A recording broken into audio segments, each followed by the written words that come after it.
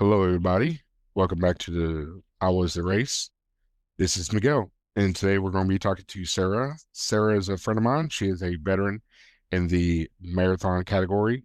She has ran 42 marathons in 42 states, and she is a double agent for Marathon Maniacs. Her and I have ran Blue Ridge Marathon together, Blue Ridge Marathon being in Roanoke, Virginia, America's hardest road race, 7,200 feet elevation change. We also ran, not together, but we've both ran Seven Bridges in Chattanooga, Tennessee, Hartford Marathon in Hartford, Connecticut, Mo Cowbell in St. Charles, Missouri, and the Little Rock Marathon in, Little Rock, Arkansas. And then we both have also ran the Route 66 Marathon in Tulsa, Oklahoma, which is the race that we're going to be featuring today. I guess the official name is the Williams Route 66 Marathon, but everybody just calls it 66 Marathon. It's just what it is. But today's featured beer is going to be Pieces from Prairie Artisan Ales. This is a bourbon barrel aged imperial stout with chocolate peanut butter candy flavor, peanut butter candy as it's aged. I've had this before 2 times. I'm going to give it 5 medals out of 5. If I was you, I'd enjoy this beer if given an opportunity. And when you run this race, I also want to give a shout out to Roosevelt It's a restaurant in Tulsa, Oklahoma. It is delicious. Try the beer, try the beef stroganoff if you go to Roosevelt. And we're going to go ahead and talk to Sarah about how she first heard about this race. How did you first hear about the Route 66 Marathon? So I think for me, I knew early that I wanted to commit to the 50 state journey. So, there wasn't really any rhyme or reason to it. I think, I was just finishing up, my nurse practitioner school at the time, and I was just kind of trying to figure out some that fit into my schedule. And with school finishing up, in the summer and it being a little bit crazy for me with taking the boards, I didn't end up doing any races that year until the fall. But I was trying to continue with my 4 races a year routine. So I think the timing worked really well. At that point, I was doing about like taking about 4 weeks between races. And the race timing worked pretty well for my schedule. I believe it's usually the weekend before Thanksgiving. It's a Saturday, Sunday event. The marathon's on the Sunday. So yeah, I think I just kind of, did some research. I love, kind of cars and classic Americana, and I know Route 66 is an iconic road, and was one of the first roads in the country in terms of going across. So I kind of have always loved that aesthetic, and I choose races, as Miguel knows, very much for the destination and places that I think will be important to me. So that's kind of how I heard of it, and like both the combination of the theme, the location, and the timing. Yeah. That Speaking of classic cars and such, I first heard about this race when I was at the Go St. Louis Marathon. It's called something else now, but either way, the Go St. Louis Marathon, and I was told that they used to have a car show at the finish line, and Oh, I was really jazzed about that. However, I heard about the race pre-COVID, so I think it was like 16 or 17, and then by the time I finally made it out there was post-COVID. So maybe that was why, because I don't remember there being a car show at the finish line. no, at least not by the time I finished. I know they had like a car in the expo, but it was one of those like brand new dealer ones. So it wasn't the kind of cars that, I think we're thinking of that we're interested in the classic old muscle cars and things like that. But that would be epic if they did that. I wish they did. Maybe they'll bring it back. That'd be that. Hey, if y'all listening out there, please bring it back. That'd Make be it happen. I'll run it again. yes. I already have to because we'll talk about it later, but I already have to run it again because I missed out on a really good part of it. Yes, you did. We're going to get to that eventually. No Unlike you, spoilers. you never did get to that. I know. Speaking of the expo, how was the expo? So it was good. So I know based on my schedule, we got in on Saturday. So there already were some races going on Saturday, but we got in, I would say about midday, maybe about 12 to 1-ish. And for the expo, I wrote it down. It's at the Cox Business Center, and it was kind of just this big expo hall. So it wasn't the biggest expo hall I've ever seen, but it was pretty big, easy to find. We just parked on the street, and I believe it was free. I think my dad, waited in the car. So it was easy to find. And then I walked in. They send you an email, which is really helpful before with like the pre-race information, and they do give you your bib number in advance that you just have to show up with. So they had the cute like 26.2 signs. It's the red, white, and blue theme. I think they kind of stick around there, but it was easy. We just went with our bib, went to a counter, and then they gave us everything. So it was pretty good. In terms of like, it seemed big enough, I didn't linger, but they did have, like, merchandise and different sponsors and different kinds of booths. Okay. So they had a large amount of vendors there. They not too big of an expo, but they had basically if you needed, did they have all your running gear that you might need, or not all the running gear because gosh, there's never enough. Um, but did they have shoes, socks, shorts, tops, and then maybe like water bottles or a flask or what have you? Yeah, they did have all of that stuff, so I definitely feel that, if I needed something, I tend to not forget things, but there have been races, like, I've wanted a hat because I got badly sunburned the week before, or, my sunglasses broke in my suitcase, so yes, they had a ton. They did have some, Route 66 themed, clothes, and they did have, just like the basic Brooks, different brands, a variety of different sneaker brands, recovery stuff, sunglasses, nutrition. So I definitely feel like it was a big enough one. If you forgot any of the essentials, I'm not sure on like very, very specific things if you're kind of niche in terms of the stuff that people use. But it's also, in Tulsa, which is a big area. So I'm sure it wouldn't be the worst thing to or hardest thing to find something else too. Okay. Yeah, there's so much specialized. If you need a particular item, it can be out of luck, but for most of us, we can make do to get us at least to the finish line. Yeah, I think for me, like, the big things have been, like, sometimes, like, I lose a pair of padded socks, like, I wear the Balegas, so I've always been able to find those. That race had them, but yeah, I mean, obviously, you don't wanna wear new shoes on race day, but they did have basically what you could get to the finish line in, even if it wasn't your ideal kit. I had to buy a pair of Balegas. I went to Clearwater, Florida. Oh, okay. Um, it was Florida. It was in February, I believe. It was in January, but it was during their winter. They had winter for 2 days there in Clearwater, Of and it course. was 50 degrees, but it started out at like the mid 40s. They got up to like the mid 50s, and I hadn't brought.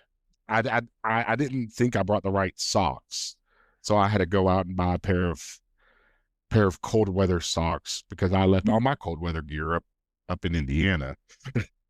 Yeah, it definitely happens like that when, you're totally not prepared. Like, I think I told you this recent race that I did, it was started in the 30s and was low 40s, and I was, within 3 hours of the location the week before for another race, and it was, 85. So I just feel like sometimes no matter how seasoned you are or experienced, the weather can get you. So it is always good to kind of, remember what you trained in and be able to, find something that works just to be safe for your body and to adapt to the climate. Yes. So okay, so we're going through race day morning. What was the parking situation like? Did you get there?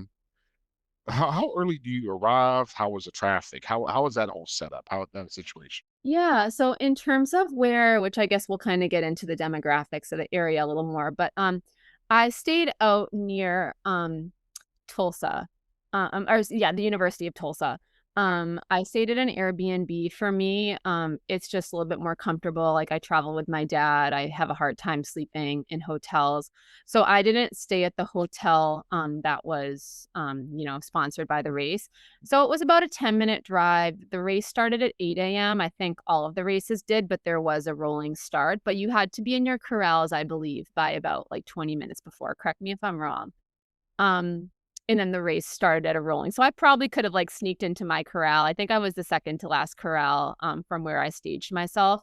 I probably could have snuck in later, but I tried to be respectful.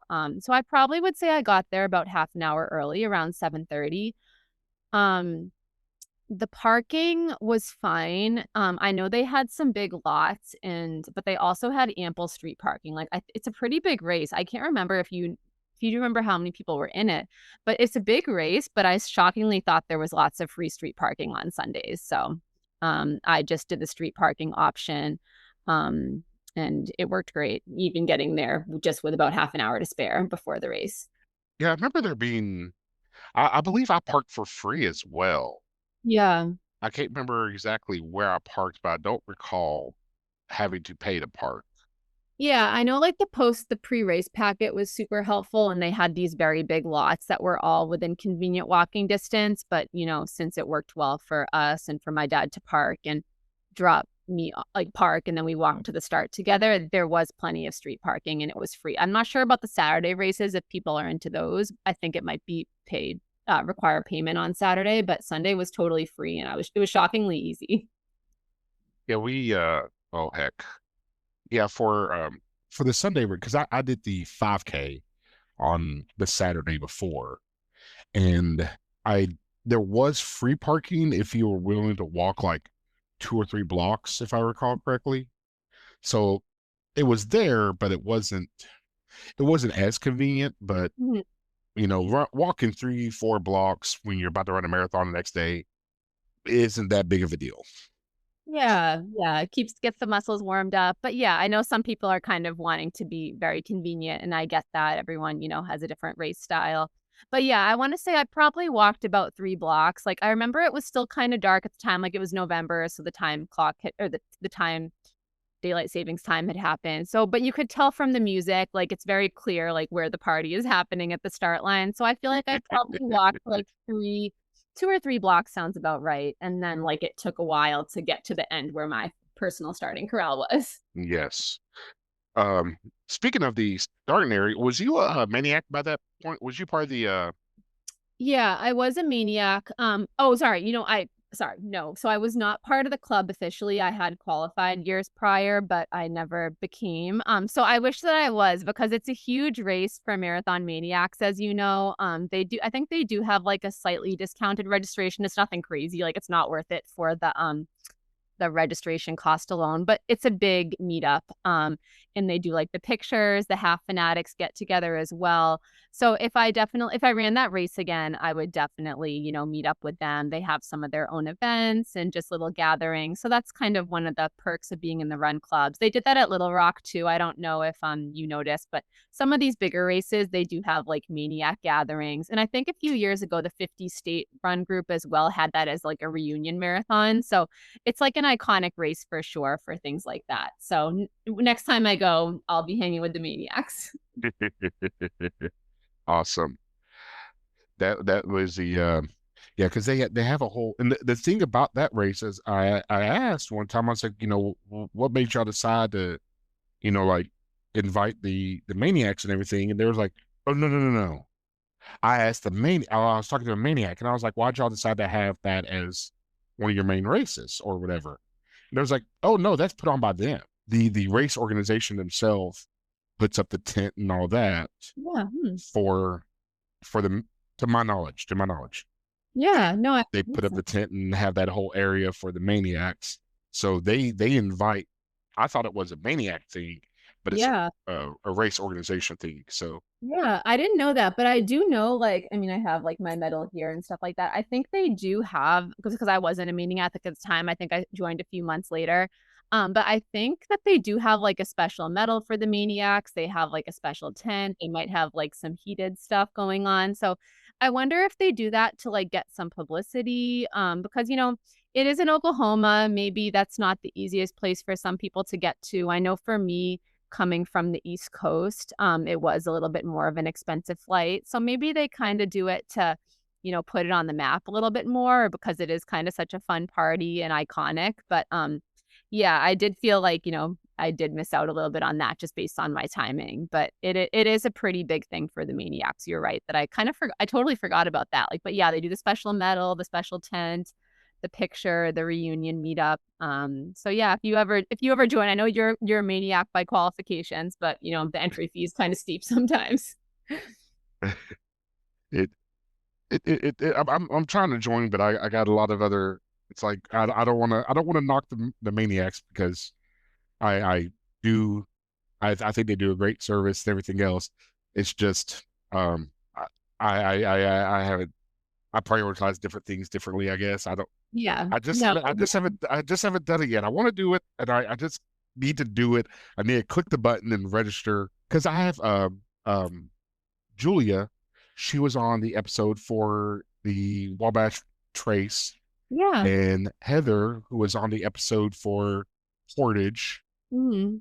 Both of them are maniacs, and it's awesome seeing because when they see each other, um, or and then I have several other friends who I think I've interviewed but haven't released those episodes yet. Um, they're it's a really nice group of people, and they get together and they see each other, and it's a reunion. And of course, they talk running because we're runners. So it's not. I'm not trying to knock them whatsoever. It's just I haven't done it yet. Yeah, and I'm not, like, promoting the Maniacs, I do, like it's been fun for me to be in the group, and honestly, like, some races I wear my shirt, some I don't, but, like, whenever, like, we see each other, some people, like, you recognize somebody, they are very encouraging, and, like, you do see, like, when you sign up on the Maniacs website, sometimes you can see who's running the race, and you can kind of Oh, look out for them on the way, and you start to see some of the same people and meet them that way, so I think regardless of whether if you're like me, like more introverted or like you who might go to the meetups or who might like room in a hotel with one of the people in a running club, I have enjoyed it. It took me a few years to do it. Like I wouldn't join it for like the race sign up discounts alone, but if you kind of want a community, if you want a fun way to, you know, level up yourself, if that's something that's cool or a good rank in the field, I've had a good experience with it, but everyone gets something different, and you're still a maniac even if you haven't joined. Like, you've done plenty of marathons and all that jazz, so it's just, you're good, but whatever you wanna do whenever, it'll be waiting for you. all right. Okay, getting back to Tulsa. Okay, so at the start of the race, because you start in downtown Tulsa, um, was there how was the porta potty situation and everything like that? How was the whole I don't know if we covered it fully, the corral situation because they had different corrals, but it didn't seem like it was too large of corrals. Yeah, I didn't think it was crazy. I mean, again, I can't estimate the number of people who did that race. I wanna guess it was I don't know what you think. It was probably between, like, 2,000 and 3,000. I don't know what you think, based on your numbers, but, yeah, they weren't that big. I think I forget if there were 4 or 5 corrals. I remember I was in the second to last, which I think is, like, about the 5 to 6 hour time point. You choose the corral based on what you're comfortable with. So I think I was the fourth to go, and I want to say they would send a new corral off like every 5 to 7 minutes. So it was easy to find. They had the dividers, like those little gates, and you would just walk in a straight line directly back. So it wasn't hard to find your way. And like I said, the race started, I believe, at 8, and then so by the time I got going, it was probably like 8:15. But it moved, it wasn't too packed, I could still see my dad, cheering for me, so it wasn't too crazy. But yeah, there were 4 or 5 corrals, and I think everyone was pretty respectful about where they put themselves, and it was easy. And sorry, the porta potties. I didn't use them before that race. I can't remember exactly where they were, but I think there were plenty when I saw them walking by. I just can't remember if there was, like, one spot or if they were kind of, like, staggered. Okay. I mean, it's not everybody needs them necessarily and everything else, but it's nice just to know what the situation's like. Yeah.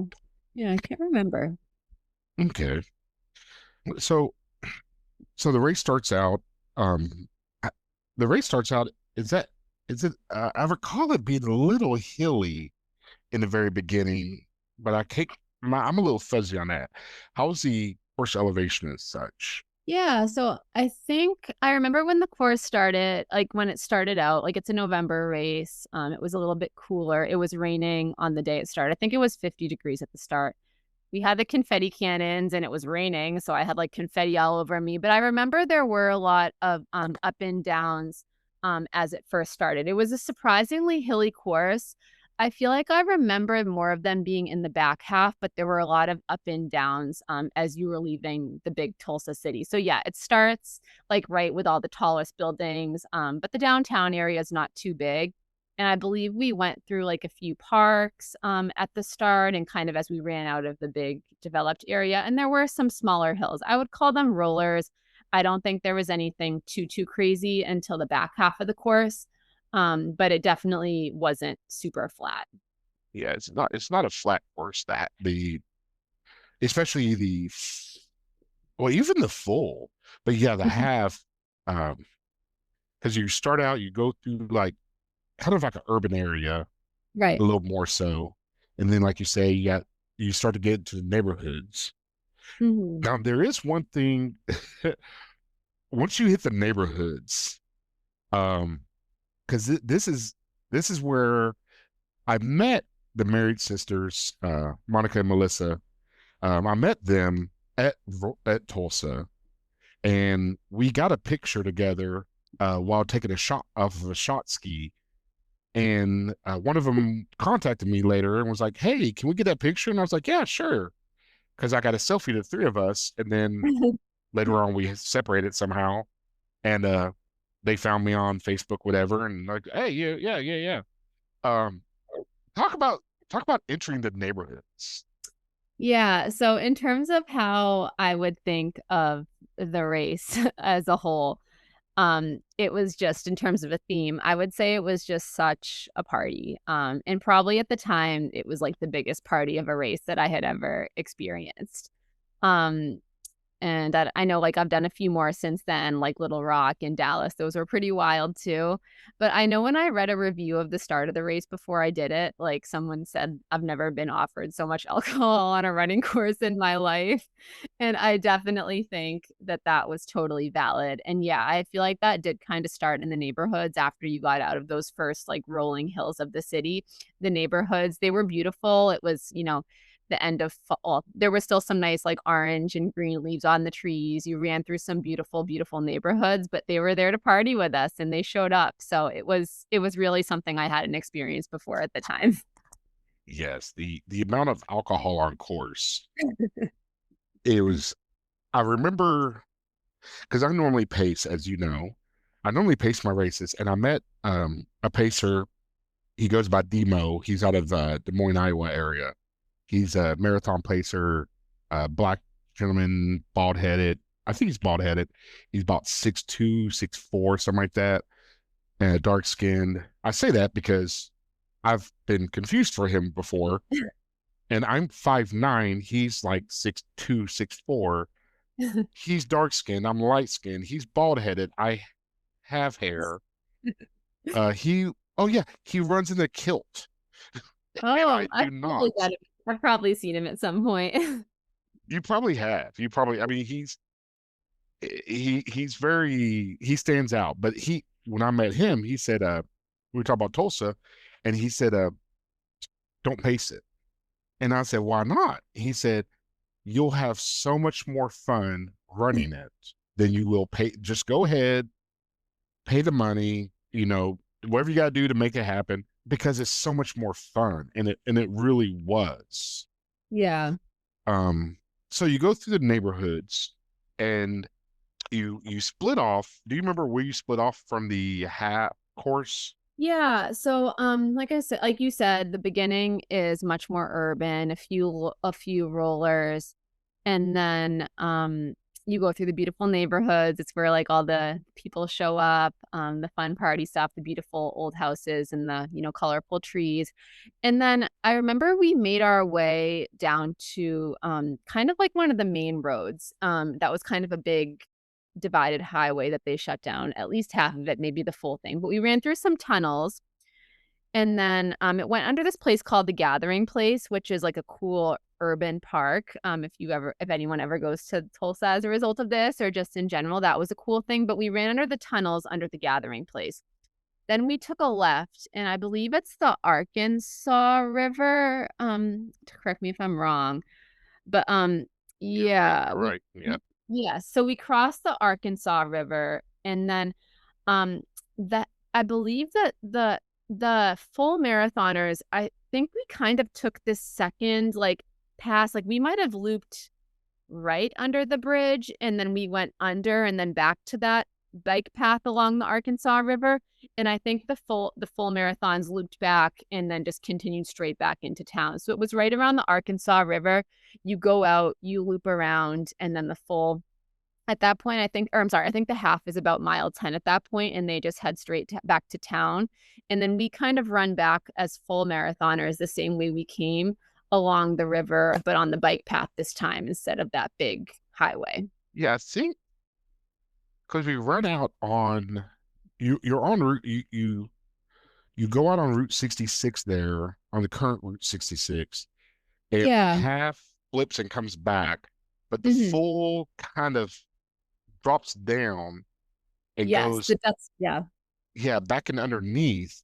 And you're underneath the interstate actually. But then between between where the runners are and between that little bridge that we get to run back, the marathoners get to run back, there's a road or a bridge rather in the middle that you're not allowed on because it's not safe. Yes, I remember that. There's a dam there near the river, yeah. I think that's part of original Route 66. Okay, I didn't know that, but I did see it. I mean, it's a really cool, like, old dam, and yes, I do like, if you love that kinda infrastructure and stuff, yes, I remember that, but it was definitely an old dilapidated type thing. Yes, it looked very dated. Yeah, but I mean, hey, that's part of the race theme and the iconic Route 66. So, but yes, that's exactly what I remember. Yeah, because like I said, we did some kind of turn, but we ended up like below the main road that the Halfers stayed on. And then we continued like back along that bike path along the river while they headed back to town. And I think that was about mile 10 of the race that they headed back and we continued. Yeah, you're around 10. Yeah, around 10 is when you start. Yeah, you get out there 10, maybe 11. Yeah, and I just remember that's where they had that, like, right before that bridge, that's where they had that, like, fireball station and, like, they had the Fireball song playing, and I remember there was this sign that was like, "Runners stay straight, alcoholics take a right," like, to their I just I don't drink, like, a lot in the course, like, there's times that it's happened, but, at that point, I was not feeling that station, but I really appreciated the energy and stuff like that. I think they had mimosas too, so they had, like, all kinds of stuff, like Jello shots, so I definitely think, whether you're going for time or whether you're going for, the fun and the party, like, the energy is just great, and if you'd like a beverage, it's there for you. It is definitely it's America's largest block party, and they're not kidding. Yes. Yes, and that's why I have to do it again because as you know, like, around that halfway point is when I got sick and things went downhill for me, but, I still made it and had a great experience, but I'd like to go back and make some things right. Okay, so after that, you go back to the park that you ran underneath the park through the Mm, tunnels, and then you come back on the full. You're coming back though the half. the Not to half cut is still the back. story short for the half, but like one, looking at the map, we know what you did, but we don't know the exact route because we don't from the turnaround from the split. We never crossed that area, so we don't know what Exactly. y'all see. We don't know what y'all see. Yeah, there's parts that we will not know about. It looks like it does just go back to town, but maybe someday we'll hit the half. Maybe. Okay, so the fool goes back and you come back across that park, and I remember there being I want to say there was like a guy on like a Segway with a boombox. I don't. It was Yeah, I think so. What year did you do it? I did it in 23. let me check 22. They Okay, did yeah. 22. I do remember there was a lot of people with music on that bike path, and especially the first part, like, you were just running in one direction, there wasn't the turnaround, so, yeah, I remember there were lots of people set up with little boom boxes, there were some fun photographers that were, being very cheerful and having some cute witty comments, so, uh yeah, it was a fun section even though it was a bike path and sometimes, like, that can be harder for spectator access. I think people did show up for us and, were creative, and there were some people at that gathering place park that were looking through and cheering for us, like, while they were playing tennis or something, so it definitely didn't feel isolated even though, the halfers had continued and it was a much smaller field, and also people couldn't be on the roads, like, in terms of cars and setting up. It was, yeah, that, I know that section right there, that's where I left a pair of running thermals. I, Oh, okay. I had I had a very thin pair of thermals, and I had ditched them a few times somewhere along the course and came back and got them, Mm. but these were on their last legs. So stepped into a porta potty along that bike path. Yeah, they had porta potties. They had porta potties and they had full flesh, I believe. I stepped into a Mhm. porta potty, took off my thermals because I was getting hot at that point, and then put my shorts on, took the thermals, came out, found a trash can. That was it. Yeah, yeah, that's another good point is because it's kind of a big, long bike path through a park, they did have, like, regular toilets if porta potties aren't your thing, and I think people in the park but yeah, I do feel like that race, like, it started out cooler, but then it does seem to be a little bit of a humid area, so I was also kind of got to that section, and it was kinda shaded, but I found myself, like, very, very hot compared to the start of the race. Yes, and you're probably I recall. I think there's more. You're more exposed, which I think you said that. I think I'm sorry. Yeah, like yeah, no, you did, yeah, you're not totally exposed, like, it's not like, you're in the middle of the desert somewhere, but it definitely feels a little bit more open near the river, and I guess just based on how the sun was hitting at the time of the day, and for me, like I said, it was raining at the start, but then the sun did come out for that section, and because it had rained, I think it just felt so humid. Yeah. So I can't speak to, like, the weather in Oklahoma all the time, but I do think, like, it can tend to get a little bit humid there. Okay. And we say this as somebody who lives in New England. Yes, I know, where we sit all and you're in the Midwest, but I know the Midwest also is kinda known for its sneaky humidity. Yeah, yeah. Uh, it gets in the 80s and 90s percentages. Uh, but okay. Okay, so you're coming back, you come up through the park again because it's slightly out and back right there. Not completely stupid out and back, however, all out and backs are stupid just by nature. Yeah, and it wasn't too long, but I think, that's kind of where the race gets hard, like, I feel like around mile 15, 16, where it's your head starts to play games with you, so it does feel bad, and when you see other runners, going the opposite way and much faster, I don't love out and backs, but I agree, even though it's a short section, it's where it starts to get in your head. Yeah. Now you go through, and then you cross back over the highway, the main road, basically you ran through the tunnel earlier, and now you're kind of running over the tunnel. Yeah, so you go through part of that gathering place park, and that is above that tunnel. So super cool. That is quite the hill, and I feel like that kinda seems to be the start of the larger hills of the course. Yes. Like Once you got 13 miles on your legs, then they introduced the real hills. yeah, you don't it's so funny, like, I feel like before you go to some of these states in the West, like, you're like, "Oh, they're flat, like Tornado Alley," and it's like, I mean, I was burned in Kansas, I was burned in Nebraska, like, Oklahoma, like, there's just so Texas, like, I just feel like they're telling us lies for some of these places who are being so but I like the hills. I think I do better on hillier courses than flat, but, it is the time of the race that, just be prepared if you're someone that's, thinking Oklahoma is all flat. This is not a flat race at all. No. So you come through that, and I like that little.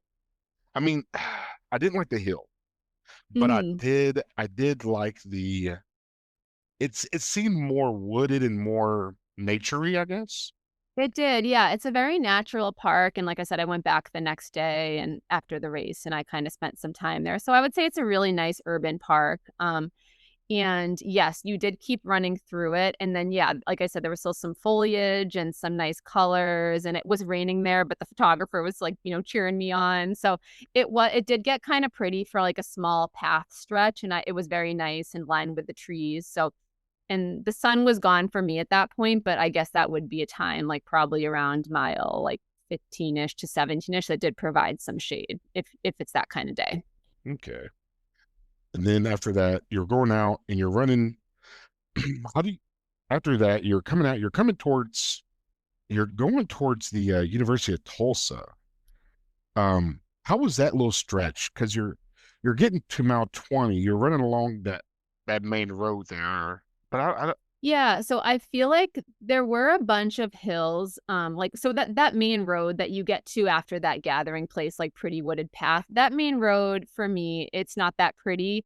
It was a lot more commercial. I remember they did have some fun, like someone came out with donuts at one of the donut shops and stuff. So there was still plenty of support. It's always fun to see the local businesses, who are very, impacted by these races coming out and being supportive, and then maybe you'll go to that store the next day. So I love that. I think, that's another topic, but I know you've talked about it before on this podcast, how just these big events help the towns and the small businesses so much. So yeah, anyways, so that commercial road, there were people coming out. There were some people there. It was very hilly. And then you take, I believe it's a left, and then you're kind of on that big stretch that goes past the University of Tulsa. I remember, there was a lot of fan support, college students.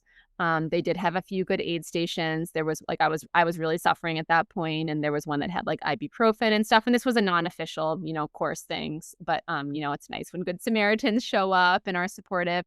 But then yeah, you start looping through the University of Tulsa after that. And that was a very, very cool stretch. Like you kind of run around some of the athletic fields and get to see the buildings and the dorms.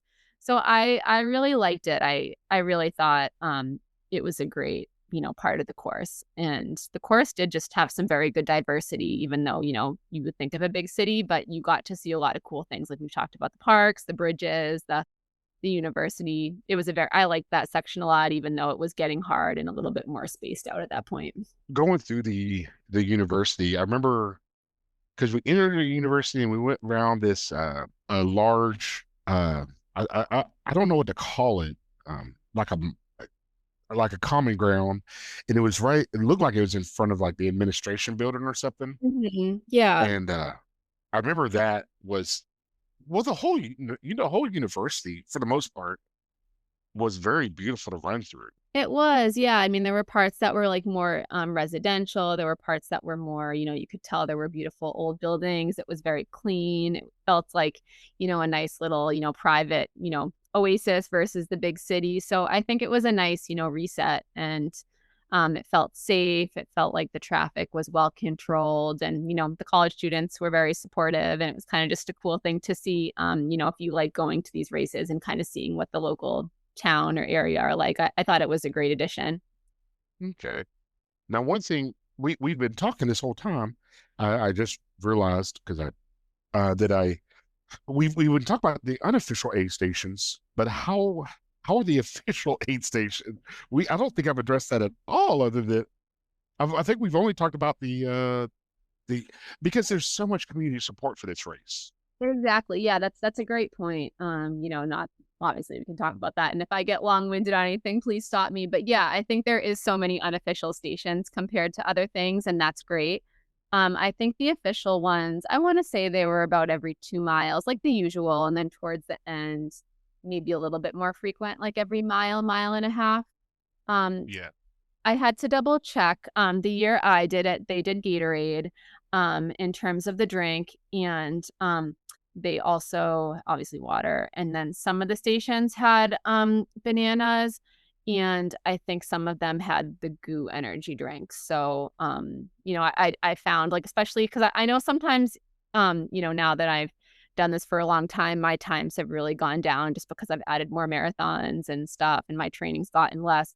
But I always get really, sad when for some of the people that are the later runners, the aid stations are not well stocked or they're not manned. I don't know why. Like that's just one of the things I get really sensitive about because I know there's a lot of people that finish behind me even. And, I know my favorite runner is Des Linden, and she has her podcast. And she always says, there's not one runner out there that's more important than another. So I get it that sometimes people miscalculate and stuff, but I did appreciate that this race, like everything just felt the same in terms of the support, the energy, the amount of food, the drinks, the nutrition. It was just the same at the beginning for the fast runners as it was at the end. And that was great for me too, especially on a day that it was not, my best day in terms of feeling well. Okay. Now, as we're coming in past the university.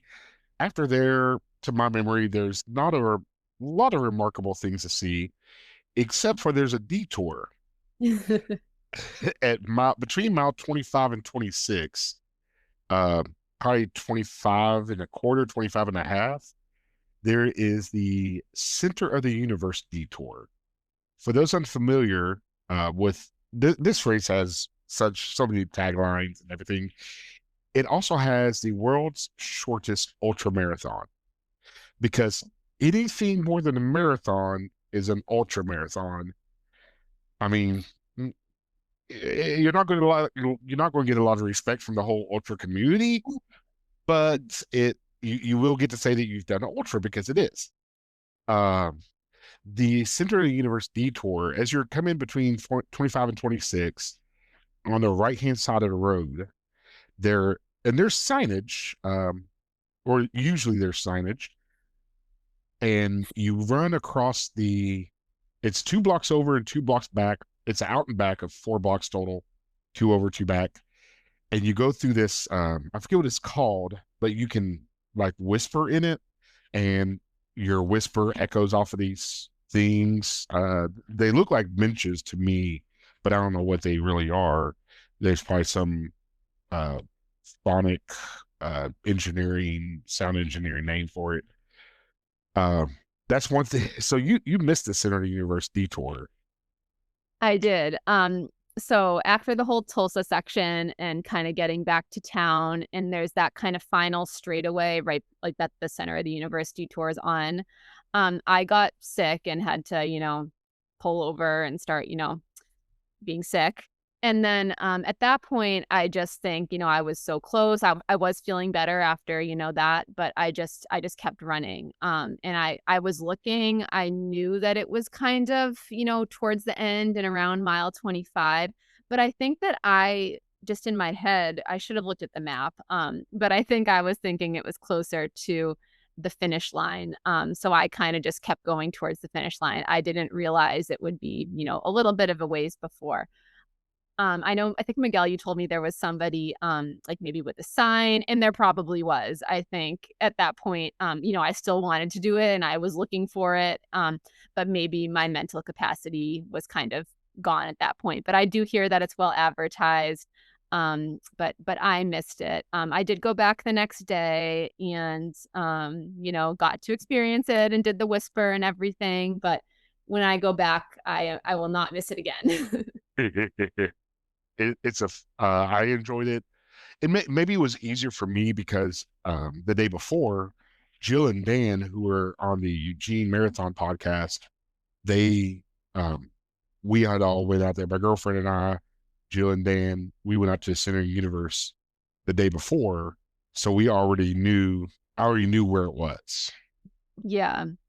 And a lot of times too, I do try to orient myself with like the big locations at the race. And I guess maybe for people that might be newer to this, I think it's helpful to, find where the start is, find where the finish is, find where some parking is. And if you have spectators with you, maybe find some spectators. Some people drive the course. At times I do that. So I do think, I'm a big planner. I tend to do those things, but unfortunately I didn't do that for this one. I guess I wasn't, as prepared as I normally am. And again, I just missed out, whether it was just me totally spacing out and not feeling well, or maybe there was a little bit of a lapse in the advertising, but it's okay. It's still, it's a funny story now, and Miguel will make fun of me forever for it. And I guess I just have to go back now. Yes, I mean, it's a great reason to go back. We'll do Um, it. I'll see it again someday in the right light, truly on the race, get my ultra. It's fun when the races have that little extra distance. I've done a few that are like that, and I think it's fun. I think it's really a great idea, and it's something unique. how was okay, so your finish and my finish didn't have a car show. Um, I came in I came in a little bit later because I looked it up, I think there was 4,000 or 5,000 total. It was 1,000 for the Okay. marathon and 3 or 4,000 for the half. Okay. The half, I came in at 6 hours plus. No half marathoner is on course for, well, mm, let me correct myself. Very few, if any, half marathoners will be on course for 6 hours. Yeah. So everybody who was there to support those half marathoners, they've left. Mhm. And then a lot of marathoners, a lot of them come in at 4 to 5 hours. So Yeah. we'll just say three quarters at least had already left. So you're down to the last 250 runners or so, out of 1,000. You're probably down to the last, because that race has a cutoff for 6.5 hours is the cutoff for the course, and that 7.5 hours is the cutoff for the official timing system. Yeah, I So, remember I went back and checked. Yeah, 6.5 was the number I had in my head at the time just to make sure it was, like, official, but yeah, they do let you finish, it sounds like, even though we weren't that far behind. okay. Was he okay, so normally I don't talk times because we don't care about times here. We just care about medals. However, it's hard to compare a 4 hour finisher and their finish experience of how the area was to a 7 hour finisher because there's a lot less people there, like just being Mhm. honest. I know you got sick on course. What was do you call what your time was roughly? Yeah, it was about I think it was 5:55. So I was pretty close to where you were at. I had to walk a lot of the back half, but that's fine. I think, for me, I know I was trying my best and giving it my all. But yeah, I remember, like, there was still a lot of people lining that final road before the finish line, and I just remember the volunteers just being super supportive and cheering really loud and just, like, almost, like, welcoming us with open arms, so they were just super excited, so yeah, even though there weren't a ton of people there, and, I don't have a big cheer crew, I think other people, like, a lot of people were still coming in, and I think, they made up for it. So it's not like the hordes of people, you're right, but I didn't feel like, the same love and sentiment wasn't there. And the volunteers were great. There were lots of them with it being a bigger race and just the post-race festival, being a little bit larger compared with smaller races. So I think, everyone was saying congratulations and checking in and, giving us their cheer. So I felt really good about it. Yeah. Okay. Um, how was well, you say you had the medal nearby. Let's see that medal of yours. Yeah, I know. I have my medal and the swag. But yeah, the medal, I love it. I think it has like the Route 66 marathon and the Williams, the Tulsa Route 66. And it does say this is what the front looks like. So it has the like that Route 66, the classic V, with like that retro, the circle with the V in the middle. So yeah, I like it. I don't have another one that's like this. It's pretty big. Like, I mean, I know this isn't videoed, but like it's pretty big. I would say it's like a 4-inch circle, and I think it's really cool. It's really retro, and I think they do different renditions like this. I don't know what yours looks like. I'm gonna see if I can, because I know the weekend that I did it, so I just got to look at my photos. Because Oh, you know what I just remembered? I think for people that it's their first marathon, they also got a special medal, like, whatever you wanna call it, like the lanyard, the part that goes around your neck. So I think the Maniacs had a special one and new marathoners did. So I think that's really cool to celebrate those accomplishments.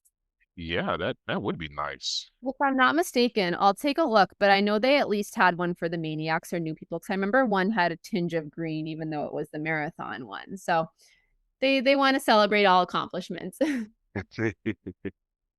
Okay. Um, okay, so um I can't don't know how to send it to you, but I can describe it, which is what Yeah. everybody else is going to get. So so there's there it's the round circle, the lanyard, the lanyard, the ribbon, it I don't even know if I have a picture of that. I do have a picture of that. Kind of it looks the same as yours. It's a red with Tulsa Route 66 Marathon. Williams logo is on there. Williams, I believe, Mhm. is a gas station in the area, a gas Yeah, I think company. And the medal for mine in 22, it's a retro medal, almost all of them are retro themed. But there's a sign in Tulsa that's this one is themed after, and the letters are um, the MARA, marathon is spelled out. In if you was to imagine a sign that had like um, each letter for the marathon would be a different square. It's kind of like that in a zigzag fashion across the top. It says oh, Tulsa, cool. Oklahoma, and then it looks like almost like a roadside diner, or maybe a what's that called? Oh, not a hotel, but a motel. Sort of like a motel Yeah, like signage. yeah. Yeah. And then it has it's that with, and of course it has a Route 66 on there, and it has a little triangle.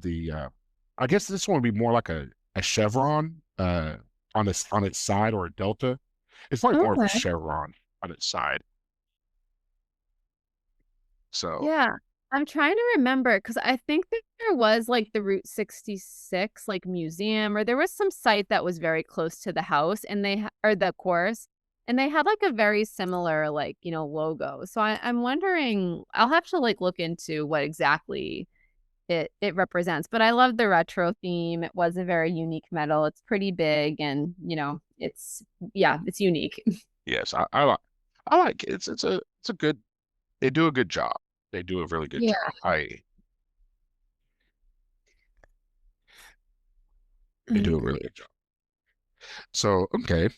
Um, was there, I don't recall, but was there any food at the post race party at the finish area? Yeah, there was. So again, I thought they still had, a lot of great options. I remember the biggest thing was pizza, which, I was really happy about. At that point, I was feeling better, towards the end of the race. But yeah, they had a ton of pizza, and it was good pizza.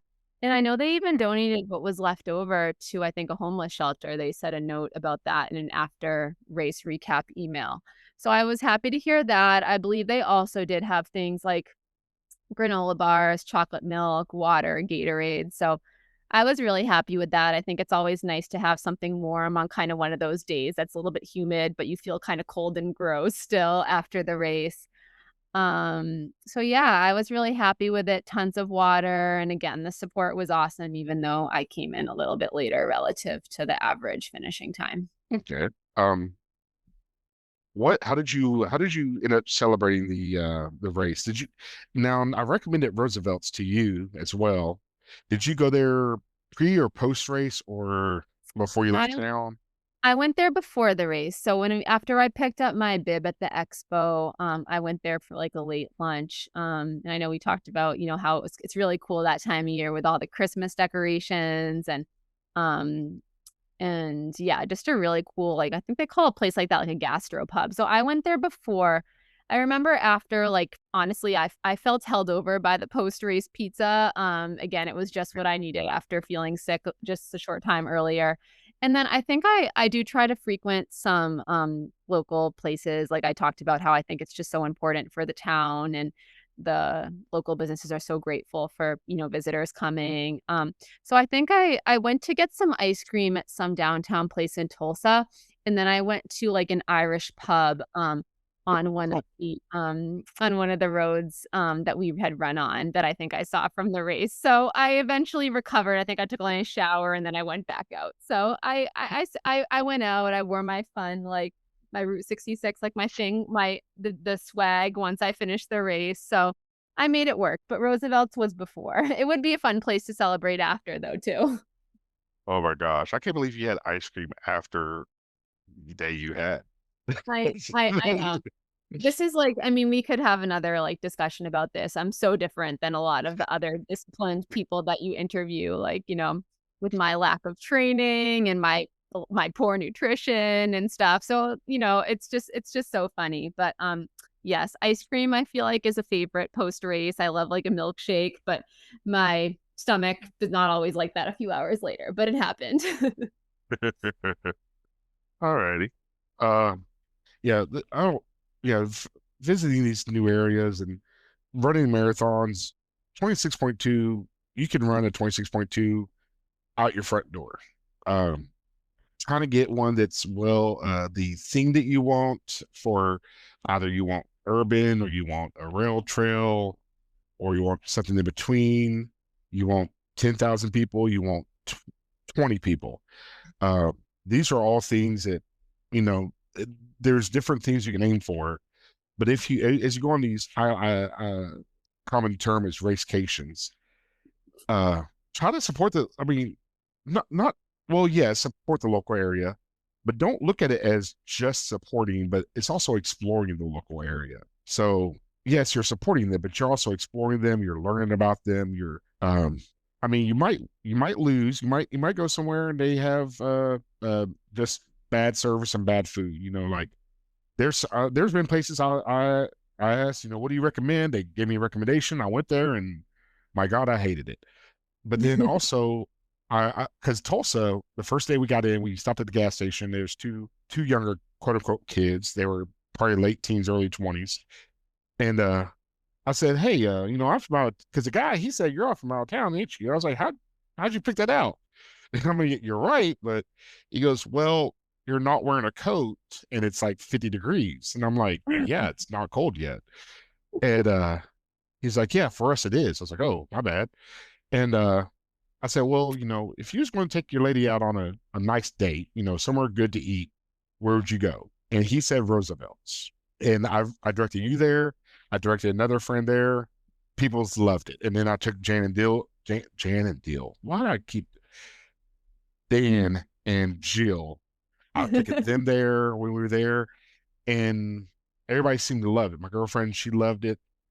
So I mean, yes, we've been to places that were horrible, and we've also been to places that were just over the moon, just loved it.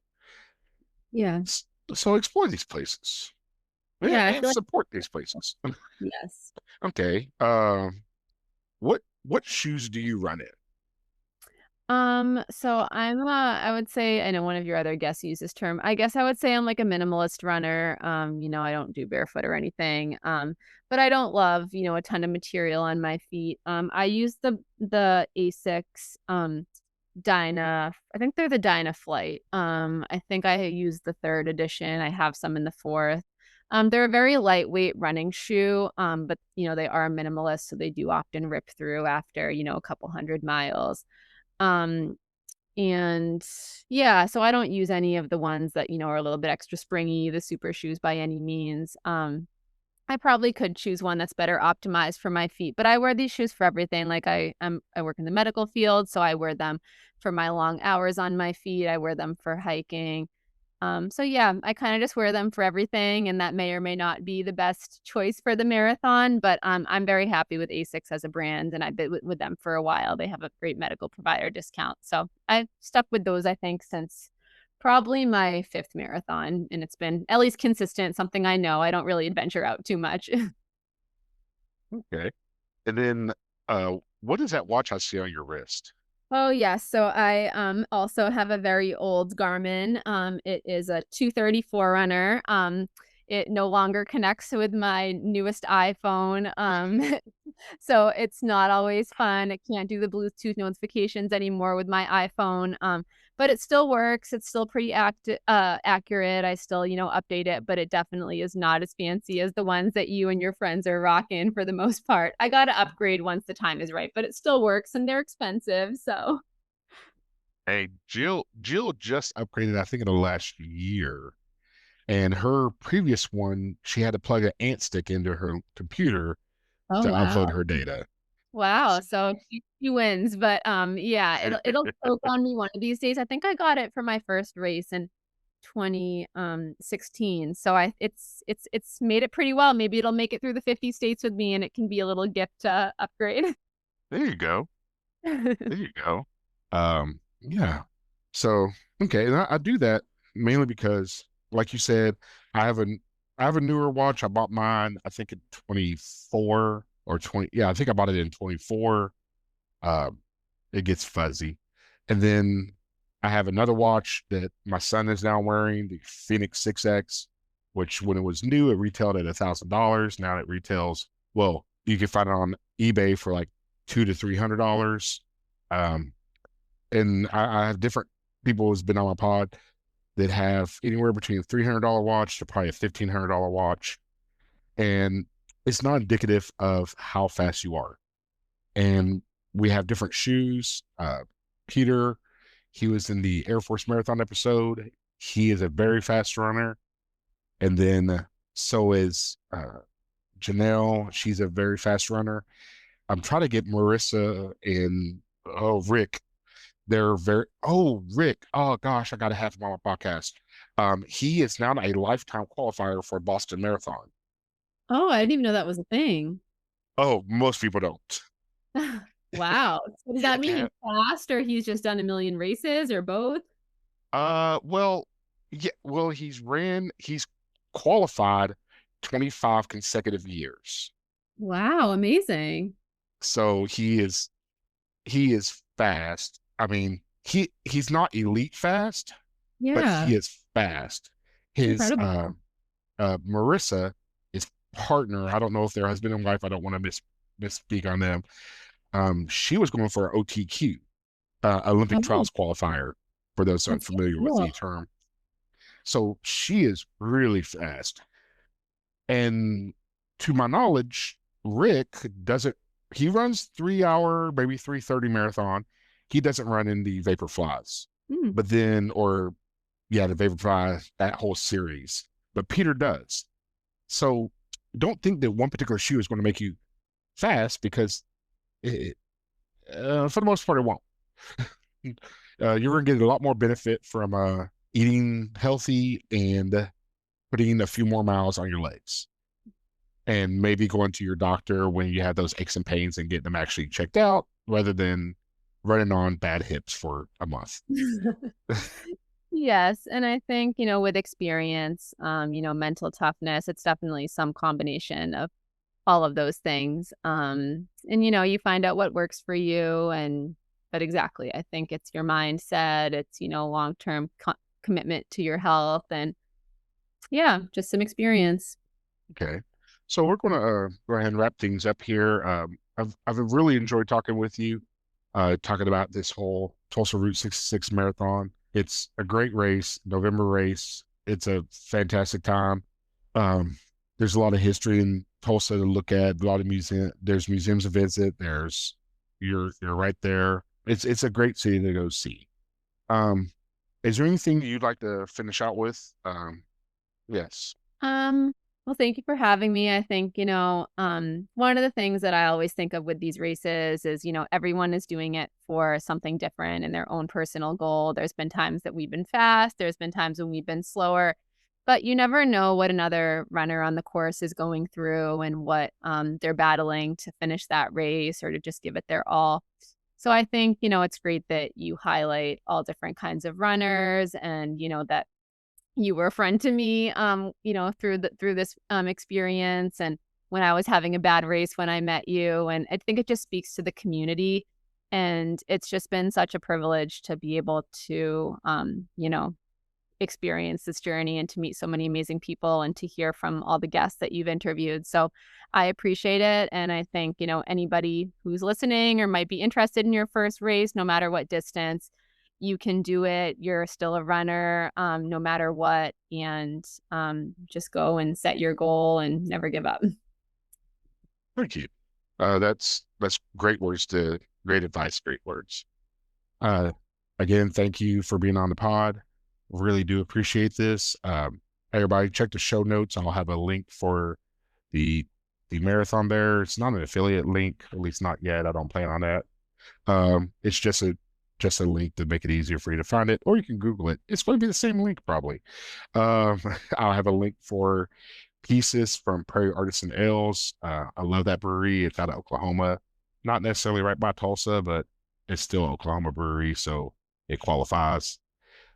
Um, Please remember to like, subscribe, share with a friend, share with a partner, share with a coworker, share it with the enemy. I don't really care. Like, please just share it. Like, if there's a race that you're considering and you would like to have it featured, let me know, and I will try to reach out and see if I can find somebody who, through my connections or somehow, find somebody who I can have on to take us through the 26 miles of that race, 26 miles, 395 yards. So, yes, uh, please like, subscribe, comment. Otherwise, your shoestrings will break halfway through your next race. So, yes, don't forget to like and subscribe. But remember, Sorry, I know I love your laugh and your jokes. You got me. I was trying to let you finish without laughing, but you got me. You're getting more aggressive. You're getting more confident. Great. I'm coming out with it, man. I'm coming out full guns a blazing. But yes, I really do appreciate everybody being here. I really appreciate the listeners, really appreciate the guests, really appreciate everybody. This is a great journey that we're all on here.